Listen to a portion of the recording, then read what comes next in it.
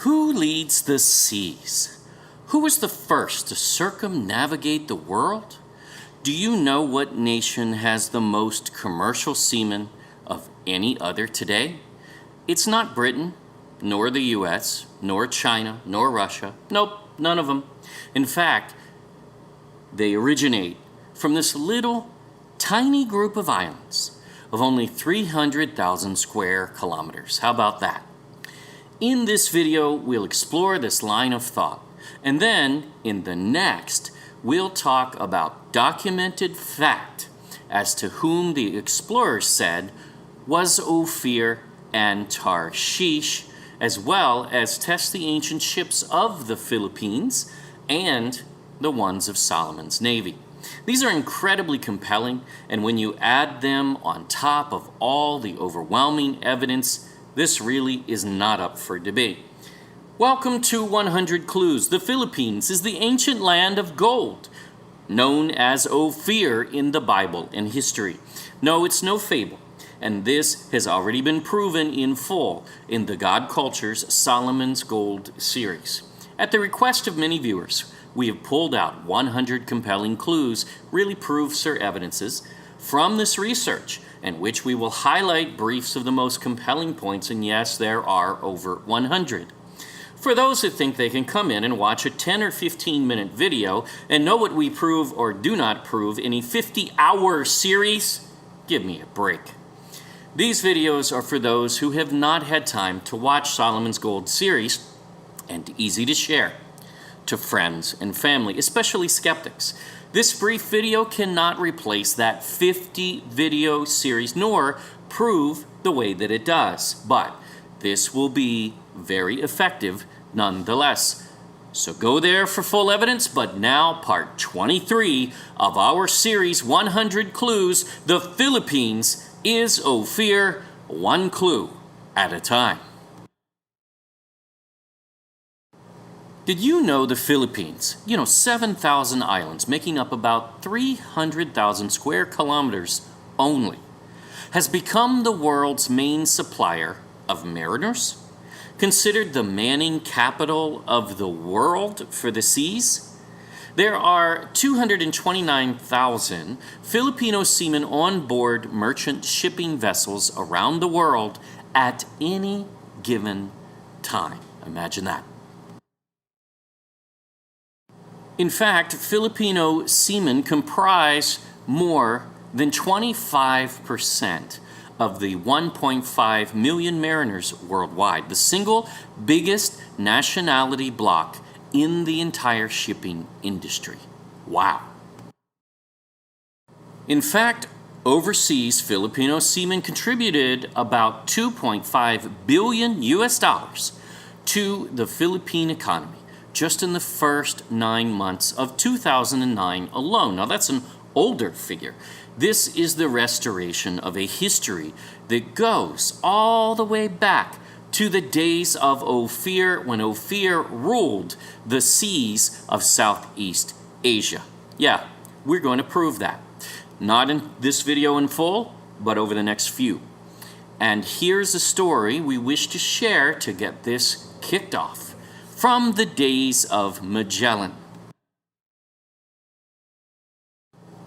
You do know Magellan, though credited with such, never actually circumnavigated the world. He did come close in a sense, but he was killed in Mactan Island, Philippines, after he had set fire to nearby villages demanding tribute.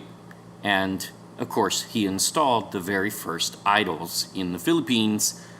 So some credit his predecessor, Juan Sebastian Elcano, since Magellan died. However, Magellan had acquired a slave on a previous trip to the east in Malaysia. And this story is fascinating, if nothing else. Enrique was seized in 1511 in Malaysia, Malacca, by Magellan, and not only did he return to the west with Magellan, basically going halfway around the world in that trip, he sailed with him all the way back to the Philippines. He served as an interpreter specifically in Cebu, in fact. How did he know that language? So, let's dig into this a little deeper. Now, it was obviously at least 2 voyages for Enrique, so certainly one could split hairs on the criteria, but nonetheless, he essentially circled the earth.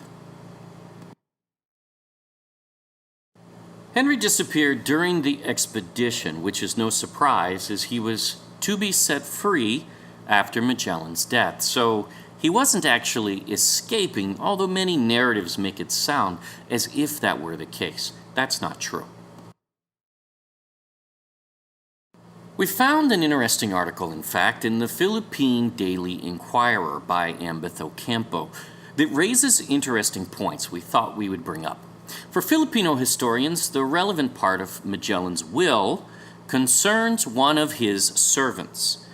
And by this present will and testament, I declare and ordain free of every obligation of captivity and subjection and slavery my captured slave Enrique, mulatto, native of the city of Malacca, age 26 more or less, that from the day of my death thenceforward set.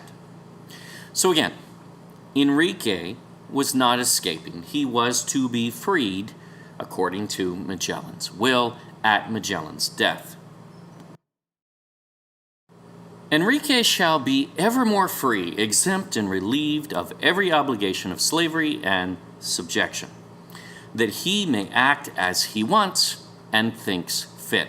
And it is my wish that 10,000 maravidas out of my estate be given to him, this manumission a grant, because he is a Christian, and so that he may pray God for my soul.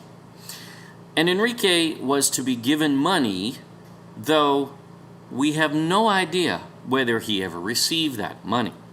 But his disappearance, no surprise, he was set free.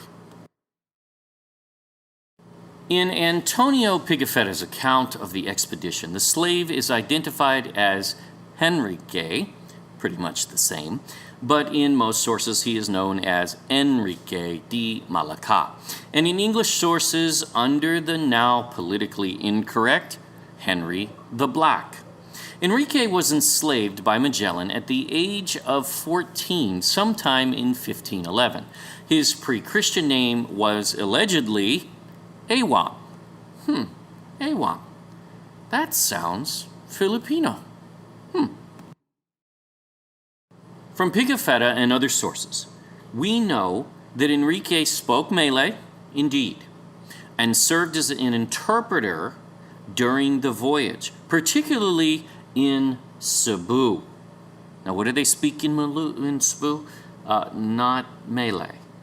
So he knew the language of Cebu? Interesting. This has led to the yarn that Enrique was originally from Cebu, or the Visayas, that he was captured in a slave raiding expedition and sold to Magellan in Malacca. Now, this would also match many of Pigafetta's other writings that say that people of Cebu, merchants, were taking their large junk ships, very large vessels, to trade in Malacca, in fact. Now, following this line of thought, Enrique is the first Filipino to circumnavigate the world.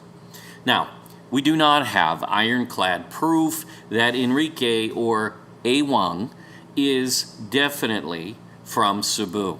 But we see that is far more likely, as Magellan likely did acquire him in a raid on a trade ship from Cebu, which Pigafetta records as a normal happening in his account when Magellan came.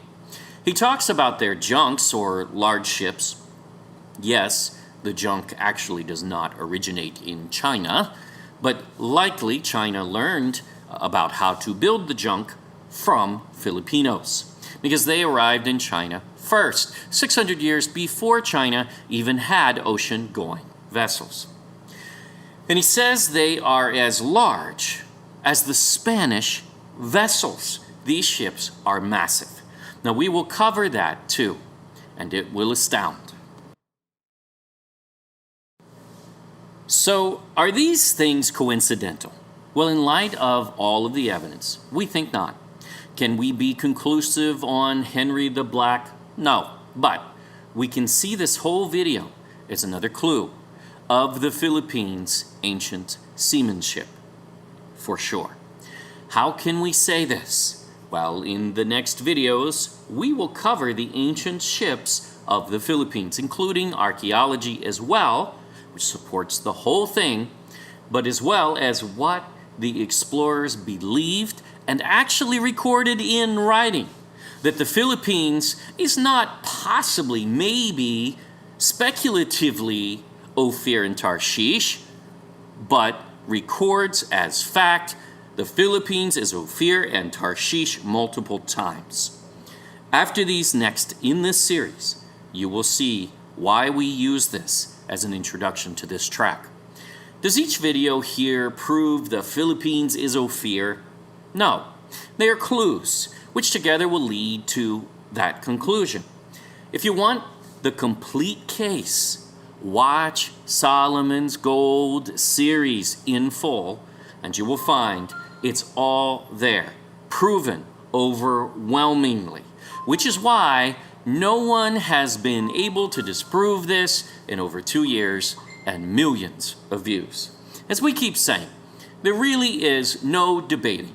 The Philippines is the land of gold in all of history. It is time this knowledge be restored. For those about to comment in ignorance, yep, we always get them every video.